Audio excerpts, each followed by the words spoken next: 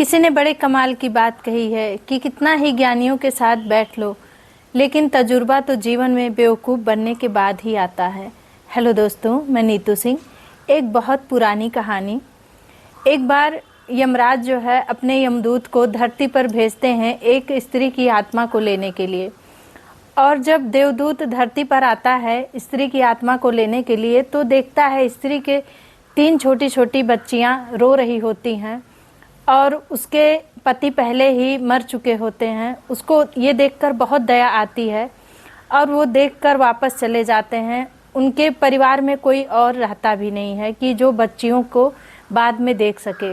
वो यमराज के पास पहुंचते हैं और उनसे बोलते हैं कि मुझे क्षमा कीजिए, मुझसे तो ये नहीं हो पाया, मुझसे ये देखा नहीं गया। उनके 3 बच्चियां जो है रो रही थीं और उनको संभालने वाला कोई नहीं था उस आत्मा को लाने के बाद, तो मैं ये नहीं कर पाया। उनके परिवार में भी कोई और नहीं था जो कि बच्चियों को देख सके। यमराज को बहुत गुस्सा आया और वो कहे कि तुम जो है बहुत बड़ा पाप कर दिए हो, ये इसके खिलाफ है, तुम्हें उसकी आत्मा को लाना चाहिए था। तुम क्या मुझसे ज़्यादा समझदार हो गए हो? जो कि जन्म और मृत्यु को देने वाला है, उसकी बात को ना मानकर तुम उसके आत्मा को नहीं लाए। अब तुम्हें अपनी मूर्खता पर 3 बार हंसना पड़ेगा और उसी धरती पर जाना पड़ेगा जहां से तुम अब उसकी आत्मा को लाने गए थे। तुम्हें इसकी सज़ा भुगतनी पड़ेगी धरती पर जाकर। और जब तक तुम अपनी मूर्खता पर 3 बार हंस ना लेना, तब तक यहाँ पर वापस मत आना।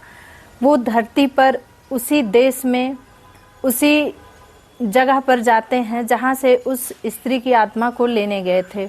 वो एक सड़क पर फटे हाल में एक मनुष्य के रूप में पड़े रहते हैं। वहाँ से एक जूते चप्पल वाला कारीगर गुजरता है और उसको देखता है। जब इस फटे हाल में पड़ा हुआ, वो कारीगर अपने बच्चों के लिए कपड़े लेने निकलता है। ठंडक बहुत पड़ती है, तो वो अपने बच्चों के लिए कपड़े लेने जा रहा होता है। और जब उसे उस फटे हाल में देखता है, तो वो जो कपड़े लिए रहता है उसमें से कुछ कपड़े उसको दे देता है और उससे बोलता है कि उठो और इसको पहनो और जाओ जहाँ पर तुम्हें रहना है। तो वो यमदूत बोलते हैं कि मेरे पास कोई जगह नहीं है जहाँ की मैं रह सकूँ। कारीगर बोलता है ठीक है, चलो तुम मेरे घर चलो, लेकिन एक बात याद रखना, तुम घर जब चलोगे, अगर मेरी पत्नी तुम्हें देखकर गुस्सा करे तो उसकी बात का बुरा मत मानना और चुप रहना। जब वो घर पहुंचता है उसको लेके, तो उसकी पत्नी बहुत गुस्साती है और बहुत कुछ सुनाती है, लेकिन वो हंसने लगता है। वो यमदूत जो है हंसने लगता है। तो वो पूछता है कारीगर कि तुम हंस क्यों रहे हो? वो कहता अभी कुछ मत पूछो, मैं बाद में बताऊंगा। और वो यमदूत जो है उसी कारीगर के साथ काम करने लगता है और वो इतने अच्छे जूते चप्पल बनाने लगता है, उस कारीगर से भी अच्छा जूते चप्पल बनाने लगता है और पूरे देश भर में उसकी ख्याति फैल जाती है। तो वहाँ के जो सम्राट रहते हैं उन्हें भी इस बात का पता चलता है और वो जो है अपने कुछ जूते चप्पल वहाँ भिजवाकर उससे बनवाते हैं। पूरे देश के लोग वहीं से अपने जूते और चप्पल बनवाने लगते हैं। एक बार सम्राट के आदमी जो है कुछ चमड़ा लेकर आए और उस कारीगर से बोले कि इसके चप्पल नहीं बनाने हैं, इसके जूते बनाने हैं, क्योंकि उस देश में ये रिवाज था कि वहाँ पर कोई चप्पल तभी पहनता था जब कोई मर जाता था और उनको जो है शमशान में मरघट पे ले जाया जाता था, तब वो चप्पल ही पहना के ले जाया जाता था और नहीं तो कोई चप्पल नहीं पहनता था, केवल जूते ही पहनता था। लेकिन तो वो यमदूत जो है जूते नहीं बनाकर चप्पल बना देता है और जब वो कारीगर देखता है तो उसको बहुत गुस्सा आता है और वो कहता है कि तुम्हें जो है जूते बनाने के लिए कहा गया था और तुम चप्पल बना दिए, और सम्राट के पास और चमड़े भी नहीं थे। तो वो देवदूत फिर खूब तेज से हंसता है। फिर वो पूछने लगता है कि तुमने गलती भी किया और तुम हंस क्यों रहे हो? यमदूत बोलता है अभी मैं कुछ नहीं बताऊंगा, जब मैं 3 बार हंस लूँगा तब मैं आपको पूरी बात बताऊंगा।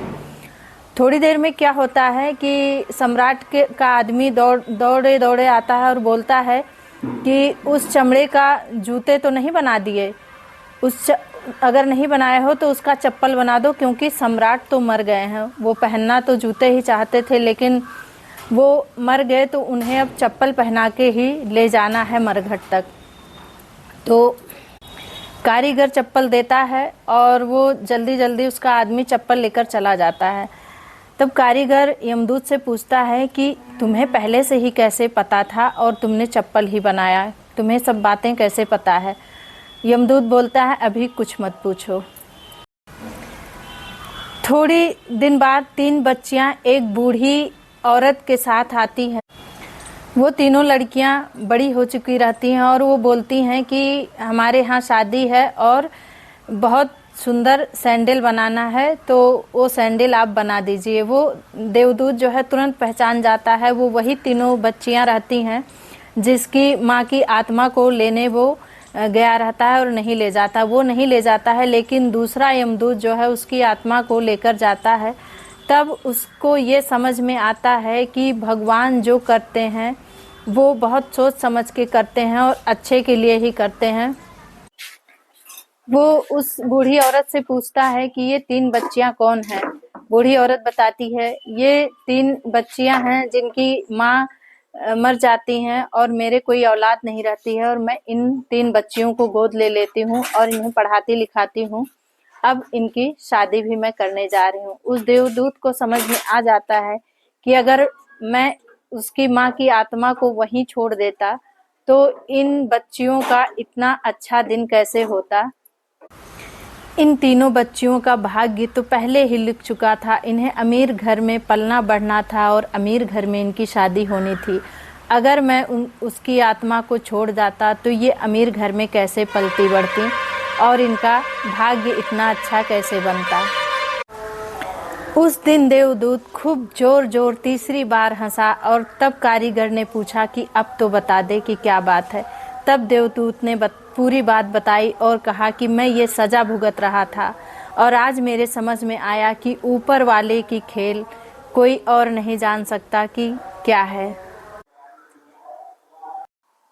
इसलिए क्या होगा, कैसे होगा, अच्छा होगा, बुरा होगा, सौभाग्य होगा, दुर्भाग्य होगा, ये सब सोचना बंद कीजिए और अपने जीवन को जीना शुरू कीजिए, क्योंकि प्रभु आपके लिए सब पहले से निश्चित किए हैं कि आपके जीवन में क्या होना है और कैसे होना है। प्रभु जो भी करेंगे वो आपके लिए अच्छा ही करेंगे, इसलिए अपने जीवन को आनंद से जीना शुरू कीजिए और सब उस प्रभु पर छोड़ दीजिए। एक बार फिर वही कहना चाहूँगी कि कर दिखाओ कुछ ऐसा, लोग करना चाहें आपके जैसा।